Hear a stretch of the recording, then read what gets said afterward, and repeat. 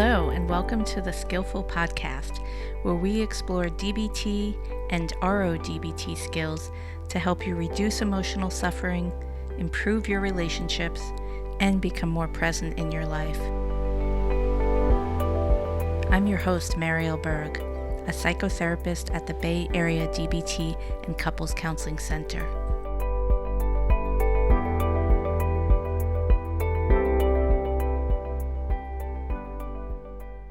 So welcome, Ed. I am looking forward to us diving a bit more into our emotion regulation skills today. Yes, I am too. Let's talk today about a couple things. First of all, what emotions actually do for us and why we even have them, and also explore what makes it hard to regulate our emotions. So let's begin with what emotions do for us. Why do we even have emotions in the first place? Yeah, and I think about this a lot because I talk about emotions a lot. So it comes up a lot. It's in my mind. And even when I am, not working directly with people or in group or whatever, like I still am talking to friends and family members and other people about emotions. So often we can approach emotions as good or bad.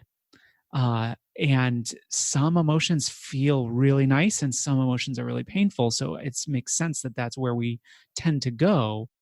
And I think a lot about how emotions just are.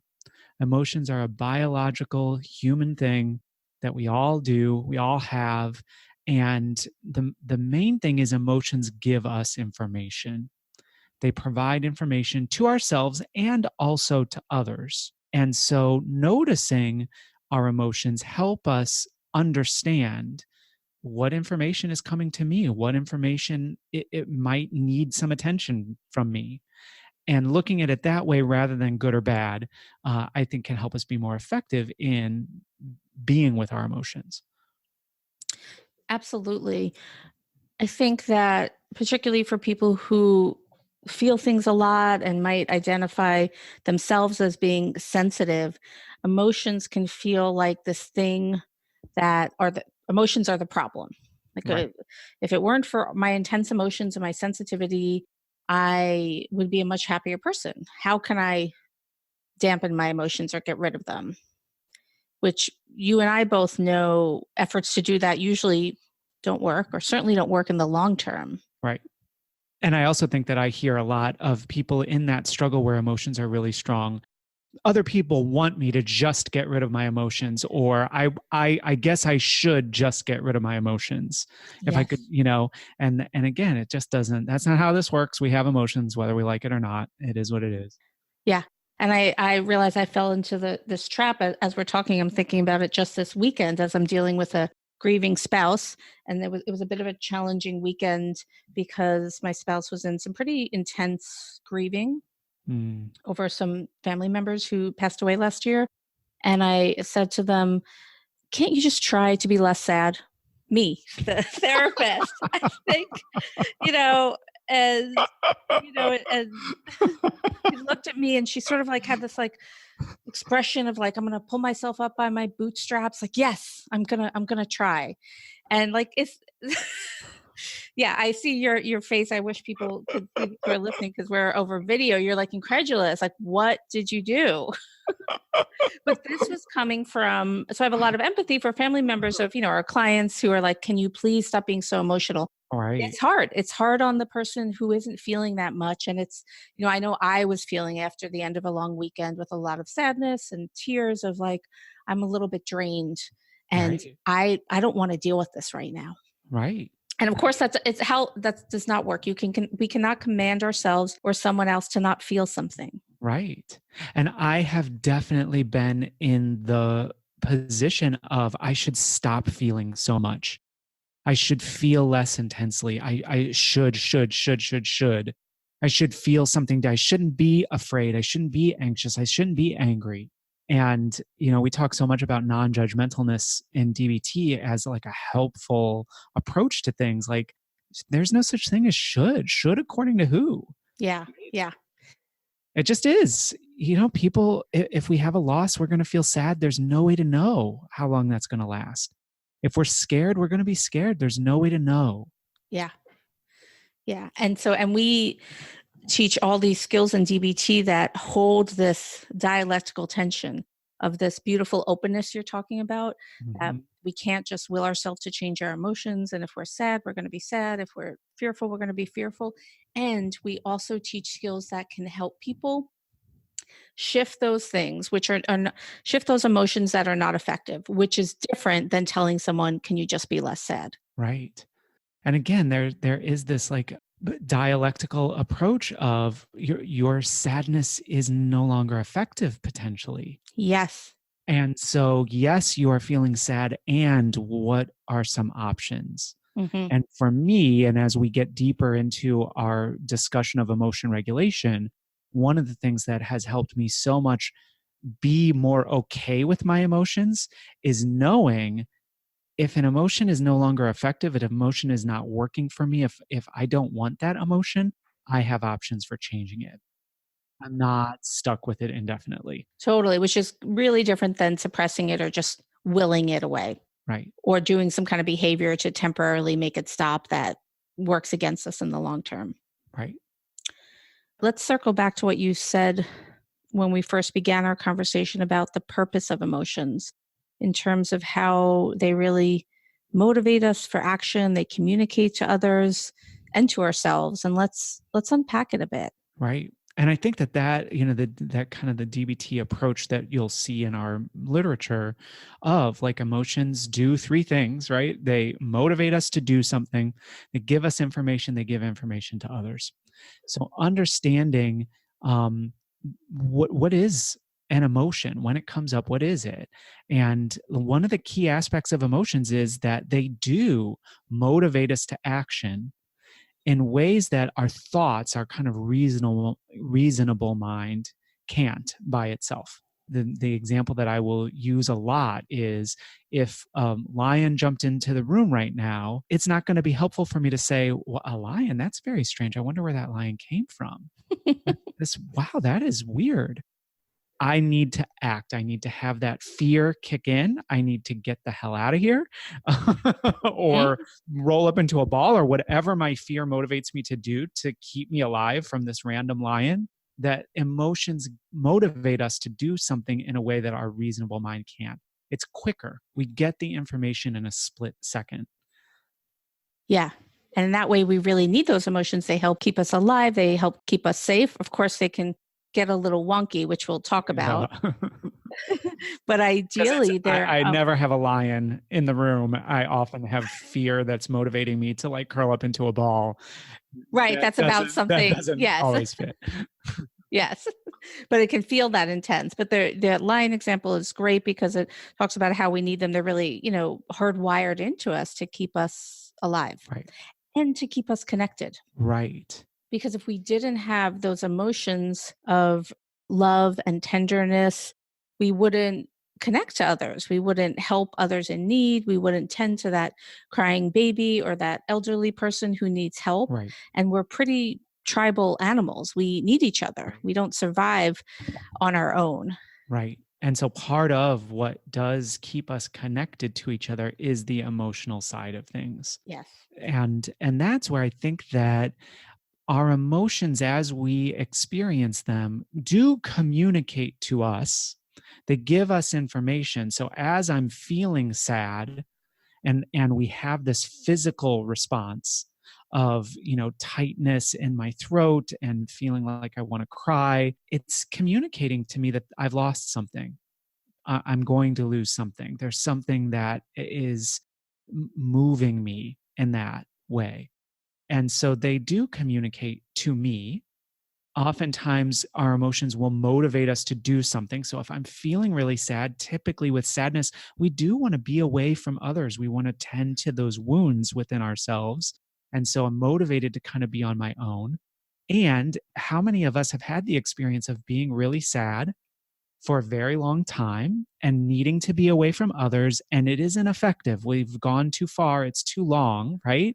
So, Yes. sadness also communicates to others so that when Hmm. others see my tears, for instance, they are motivated to do something, to be there, to help me so that while I tend to my wounds, I'm not totally cutting myself off from others. That combination of emotions motivating us, giving us information, and also communicating to others is such a like an interesting dance that happens. Yes. And I'm thinking about a positive or an emotion that often feels much better to experience, such as joy or excitement. Hmm. And that those emotions also give us information. If we are on a bike ride on a beautiful Sunday morning and are feeling really joyful, that's something to pay attention to. Maybe I need more of this Hmm. in my life. This is something that makes me feel alive. Hmm. And then we might greet others with a big smile. There might be more lightness about us and more up energy. And that's also communicating to others. Right. There's a way I think emotions can be a little infectious or contagious, Right. for better or for worse. Right. If we're feeling up, that influences the people around us. They might be irritated as all heck if we're super up and they're not, but it can have a positive influence, and it can also have the more negative influence if folks around us are feeling really down or anxious. Right. Right. And again, because I think emotions are key for us having information that we need that we can't get other ways, and they're also key for communicating to others, which is why there is this contagious effect that's so uh, hardwired, that we do feel others' emotions in certain ways. We respond to those. We've used this example in group of like, if, I gasp and jump up, people get really nervous. Like, what just happened? What's happening? Right. Because again, there's this social element of like, if I see something, if I see a lion and I gasp, then everybody else wants to be on alert at the same time. Right. But I think that there's also, for instance, in the example of your spouse and grieving and having the grieving last for a long time, communicating sadness for you who has been there throughout this, the sadness may be going on to a point where it's no longer effective. There may need to be some movement with the sadness. And because you've seen so much sadness, you're saying there's a message of like, this, maybe this is too much. Maybe Yeah, this is yeah, going on longer than is effective. Maybe you need something different, right? So that there is a communication that is happening. Now, it may be that something different is needed. It may be that you need to be more okay with someone's sadness, right? right. So that's where Absolutely. what I appreciate in DBT is we take all this information, we take these messages, and then we mindfully check it out rather than Hmm. making assumptions of like, oh, well, it must be time for you to get over this, or oh, it must be time for me to work on myself because I'm not okay with sadness at all. It's like Hmm. there's, lots of communications that are happening, and we need to pay attention, notice, mindfully be aware, and then decide what kind of action we might take. Yeah. So lots of room for gray. And related to this, how emotions communicate both to ourselves and to others, I think about body language and voice tone, that communicates a lot. Even if we're not saying words like I'm sad or I'm angry, for example, people pick up on that. Right. How we're holding ourselves, how we're speaking. How many times have we been in the situation where, for me, I'm feeling really angry, trying to suppress it, and someone says, "Are you mad?" I'm like, "No, no, I'm not mad." Right? Or being on the other end of that, of like, "Are you upset about something?" And someone's like, "No, no," but all their body language is tight and tense. It's like, okay, Yeah. well, I think you're upset about something, right? Right. So often we can't hide those emotional expressions, even if we try. And even if we're trying consciously to hide them from others, but even from ourselves, that kind Right. of this idea of like, I'm just not going to feel this emotion, and it seeps through. Right. Right. Yeah. I'm fine. I'm fine. Right. Right. Which If I say it enough, it'll be right. true. It's mostly we're communicating to ourselves often when we say that. Right. You're not And fine. and again, like if I'm feeling emotions that are giving me important information, no matter how much I'm trying to suppress them within myself, they will communicate out. I can't totally suppress it. And so, another important point when we're talking about emotions communicating to ourselves is that we have to be aware, just as we don't want to suppress emotions or make ourselves not feel them, our emotions aren't necessarily always based on facts about the world. Sometimes our emotions are based on interpretations, assumptions, myth, which we talked about in a previous episode, and are not necessarily based on facts. And we do need to pay attention. So, again, we have emotions as human beings, they come up even if we don't want them to, right? We need to notice what they are and not necessarily act on them until we're clear about what the communication is. Because if my emotions are being fueled by my own assumptions or interpretations, I may not be getting accurate information. For example, this comes up a lot. Like, I know she's mad at me and I need to tell her off because how dare she be mad at me? It's like, how do you know she's mad at you? And I've certainly been in the situation of like, I know you're mad at me and I, whatever. And somebody's like, I'm not mad at you. What are you talking about? My Mhm. emotions were based in assumptions and I jumped to act on them without necessarily really checking, okay, how much of this is what this other person is communicating to me? How much of this is facts about the situation? And how much is my assumptions based on my past experiences, my assumptions on other times I've felt this emotion, so that I'm not necessarily jumping to conclusions based on, for instance, past experience, rather than based on what's happening in the present moment. Yeah, and especially with the example you gave about anger, I feel like the stronger our emotion, the more certain we can be that it's factual and that we're right, especially with anger, because it has Mhm. such a self-righteous kind of energy to it. Right. And I think that oftentimes if we are feeling a lot of anger, which again, anger tells us that someone has gone past our limits, that there's a risk of harm from someone encroaching on us. Anger is really important and really valuable and does very much motivate us to push back. So anger gives clear, like very physical response to push back. Um, and when anger is really high, we can have very, very reasonable thoughts about the anger that are all based in emotion and not based on the facts of the situation. So we can find justification for our anger that seems very real, but it's not actually factual. And when we talk about, for instance, being able to sort out our emotions in a wise mind place that's balancing both the emotion as well as our reasonable mind, the facts of the situation, that's where we want to make decisions rather than, oh, I feel so angry. Yes, she did say that. She always says that. Yeah. And then all of a sudden I'm justifying this anger strictly out of emotion. Yes. And just to complicate this further, or to add an additional nuance, sometimes our anger really is, justified. It is based on the facts. And that's language we use a lot in DBT, especially when we're going to be talking about skills that we'll get into in later episodes, like check the facts and opposite action. So your anger might actually really fit the facts, but expressing it isn't necessarily effective. In that moment. Yeah. Yeah. I know I shared this story with you, but I want to talk about it a little bit here because I think it illustrates this point that I was coming out of a grocery store recently in an area where there's a lot of homeless people. And someone asked me for money, and I politely, or at least I thought so, said no. And as I was walking by, they screamed at me, F you. And so I immediately felt a surge of anger and wanted to yell back and wanted to defend myself against how good a person I think I am. So, and in that moment, so I would say my anger in some ways was justified, and that I was, verbally attacked in that moment, Mhm. but expressing my anger wasn't going to be effective. Right. And the way to gauge what's effective is, do I want to start a fight with this person, or do I want to, like, go on my way and continue with my day and be safe and not escalate? Right. And that is such a good example where that anger communicated immediately to you.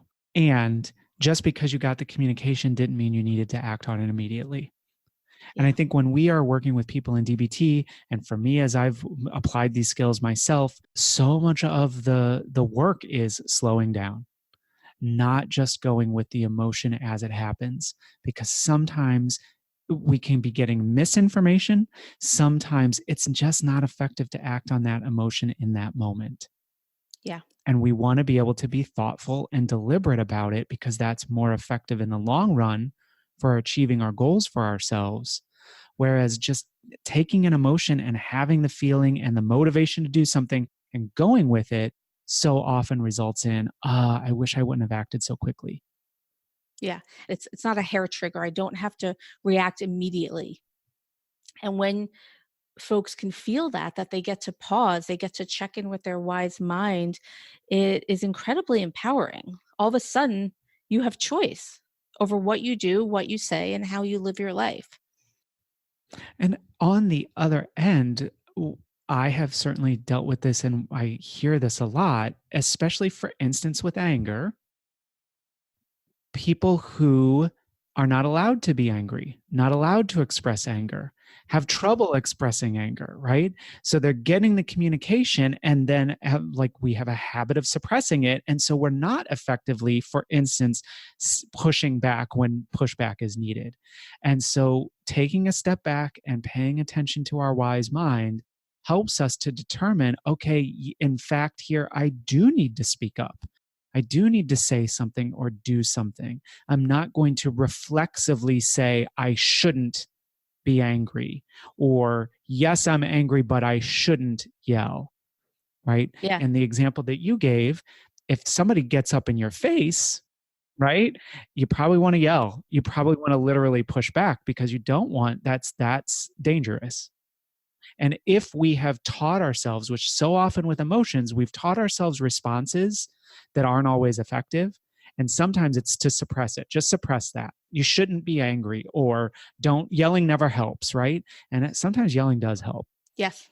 And being able to be thoughtful and deliberate about it and not just go with our initial responses, but to notice what our emotions are, pay attention to the communication, and think about how to effectively communicate. I'm so happy you brought that in because anger is one of those really tricky ones. And we certainly don't want to give folks the message that, anger needs to be quashed or is ineffective all the time, because you're absolutely right. Sometimes yelling is the most effective response. And I think there's a way that people's relationships to anger is very gendered, in that the bar can Yeah, be so much lower for women and folks socialized as girls and women in terms of what's acceptable with their anger. right. Yeah, I do think that emotions do tend to have a high gender correlation. So for instance, anger is one of the few emotions that men are allowed to have and encouraged to have. Men are socialized very much not to express sadness, not to express fear, Yes. right? I think that the dynamics around sexual orientation can come into that, right? And so women are definitely not allowed to be angry. Class, race, all of this stuff can play into what emotions are allowed to be expressed and publicly sanctioned, and which ones are not, Yes, and and in what way? in what way. Yes. And so being able to notice again, this is all very reasonable minded discussion and awareness, right? And then when we are feeling whatever the emotion is, we need to respond to that. So developing this practice of kind of noticing, paying attention to what am I feeling? What is this? Not just going with the first response, but to take a step back to kind of see, do I need to be speaking up more? Mhm. Maybe be more quiet about this? Do I need to hold back? Do I need to go off and try to deal with this on my own before I bring it to others? Do I need to take risks of expressing this emotion as soon as I feel it, rather than being so thoughtful and reflective and standing back and not always expressing the emotion that I'm feeling? It's different for each of us. Yeah. So what we're saying here, I think, in a nutshell, is that this is complicated stuff. This is pretty complex. The It is. whole podcast That's summed up it. in one Our sentence. This emotions, is our complicated stuff. distress, our That's all you need to relationships, know. that's all we're talking about here. And it is pretty complicated. Yeah. And so like we do two things, right? So we try to break it down and understand it, right? In all the complexities, get to some of the parts of it while keeping in mind that like there is no one way, there is no one answer. There's so many nuances in what we feel it, how we express it, what our options are. Yeah. And let's pivot a little bit and talk about the different factors that go into making it challenging to regulate emotions. Yeah. And I do think that it can be like being aware of emotions and knowing how to manage them can be so hard at times. Yeah. And I think that there are so many factors that go into that. Certainly, biology, we've talked many times about like how some people feel emotions more strongly than others. And so it's harder to regulate emotions when you're feeling them extremely Yes. strongly. And with that, I also think about if we're sick or we haven't had enough sleep or we've missed meals, all those things are like physiologically, is that a word? Physiologically or okay. Mhm. All Yeah. those things that affect our bodies, our physiology can make us more prone to feeling intense emotions and feeling that we are not in control of them. Right. And then general lack of skill. And that's what we teach in DBT. You actually don't really know what to do to regulate your emotions. And that, again, if you're feeling the emotions and you're not sure how to manage them, then of course you're not going to have trouble regulating until you learn some of those skills. Yeah, and that's a big stumbling block, I think, for a lot of people who come to see us because they've been told throughout their life to like just get over it, to just not feel that, to control themselves, to calm down, but they don't actually know how to do that. So if that hasn't been modeled for you, or you haven't learned in one way or another, you due to no fault of your own, you just don't actually know how to do that. It's like if you grew up in a country where you only spoke English and you don't know how to speak French, you can't just will yourself to do it. You have to learn the skills. How do I Right. pronounce this? What are the letters? How do they go together? Right, exactly. And we hear so much from people that, oh, DBT, this is so common sense. This is so great. They should teach this in school. And the reality is, we do not in this country and in most countries, we don't have good skill teaching around managing emotions. Yeah. And so most people don't know how and don't know what their options are, don't know what some possibilities are for regulating emotions. Yeah, and then can go to either of these two places we talked about, sort of like the shutdown. I'm not going to feel, I'm going to push this down, I'm going to pretend it's not there, I'm going to minimize, or the like explode. Right, I'm over the top with it, my emotions are everywhere, right, I'm totally out of control, which right. is, two not very fun places to live. Right, exactly. So having some skills does help. Another aspect of difficulties regulating emotions is if our expression of emotion gets reinforced. So, for instance, if we learn, and we talk about this early on in our DBT course, if we learn that the only way people are going to give attention to our emotions is if we are yelling or crying or really loud and big about it, then we're going to learn to bypass the quiet, like, I think I'm feeling sad, to like sobbing, right? Mhm. So that we can get the emotional support that we want. In the same way, like if we are taught that if you express emotion, you're going to get shut down, we're not going to express that emotion. Yes. So regulating our emotions, noticing what they are and knowing what to do with it can be very hard if our environment is reinforcing something that prevents regulation. Yeah, there's little motivation to regulate, or kind of sort of in the back of your head, you might be thinking, well, why am I going to regulate this? Why do I want to have more sort of say over my emotions? Because when I lose it in one way or another, then I get tended to, which is a very human need. Hmm. And then the next thing that can make it challenging to regulate your emotions is general moodiness. And so to differentiate our moods from our emotions. So I think about a mood as a longer term emotional state versus emotions, which are usually more time concentrated. Right. And so with moodiness, it means that your current mood dictates what you do instead of your most wise self. So you're just this is when we hear things like I'm just didn't feel like it. I had plans to meet friends, which is related to values I have about having more social connection. But then when the time came, I wasn't in the mood. I didn't feel like it. So I didn't go. And so if your moods are dictating your actions, it makes it really hard to live the kind of life you want to live. Right. Yeah, we talk a lot about being careful of mood dependent behavior, where what we do is based on our mood, because that's where people often find they're out of line with what's important to them, what their goals are, what their values are. Yeah. Because like I really wanted to get involved in something, but I just felt too down and I didn't do it. And that can get extended. And so we want to be careful about noticing moods that we have, extended periods of emotion, and not necessarily just going with that, but being able to think about, okay, is there a way that I can still do what's important to me regardless of what mood I'm in right now? hmm And related to that is that it takes effort, especially in the beginning with our skills that we teach. It takes some time and patience and some effort to like even have the willingness to try out something different, to put skills into place, to go against what your mood is telling you to do to regulate your emotions. And that can be a part of the moodiness when you feel like you don't really want to do that. Right. I think another factor that makes it hard to regulate emotions is like just being emotionally overloaded, just being completely overwhelmed.